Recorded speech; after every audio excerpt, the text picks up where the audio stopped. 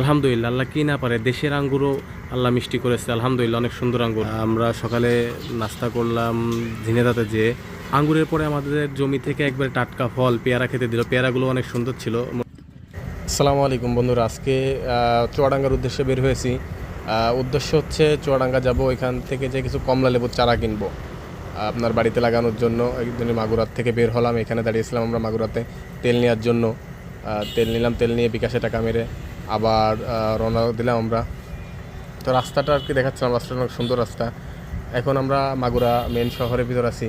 এটা আপনারা চেনেন ভাইনা মোড়। এখানে গ্রাফিক্স করেছিল আমাদের জুলাই অভ্যুত্থানের পরে, কালেমা দিয়ে বিভিন্ন লেখা এবং বাংলাদেশের পতাকা, অনেক সুন্দর এই গ্রাফিকটা।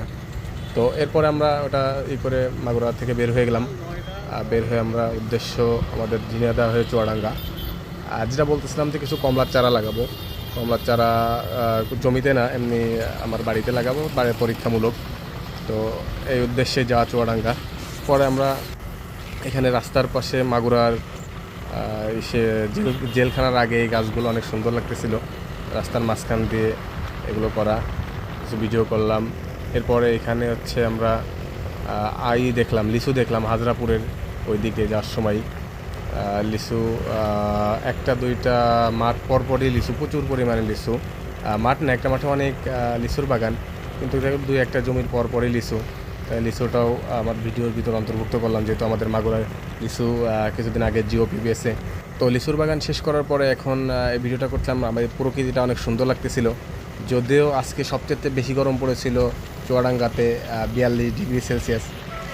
তারপরেও সকাল 9টা, তখন মানে 8টা বাজে, এই সময়টায় আর কি বেশি একটা গরম পড়ছিল না। যাওয়ার সময় কোনো টের পাইনি, কিন্তু আসার সময় বন্ধুরা এত গরম, কয়েক জায়গায় দাঁড়িয়ে পানি খেয়েছি। এত পানি মনে হয় জীবনেও খাইনি আমরা।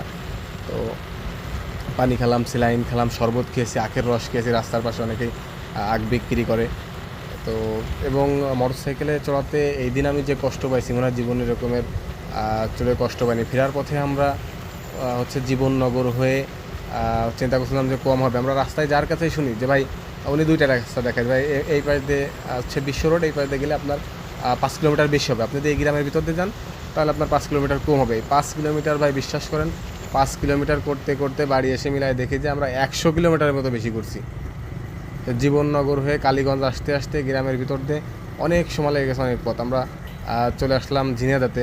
ঝিনাইদহতে এসে ওইখানে এসে আমরা খাওয়া দাওয়া শুরু করলাম। সকালে খাওয়া দাওয়া করছিলাম না, এই জন্য খাওয়া দাওয়া করলাম এখানে একটা হোটেল থেকে, খিচুড়ি আর ডিম ভাজি। তো খিচুড়িটা অনেক সুন্দর লাগছিল মোটামুটি। এরপর আমরা আবার খাওয়া দাওয়া শেষ করে চলা শুরু করলাম। এখানে কৃষ্ণচূড়ার গাছ দেখতে পারতেছেন।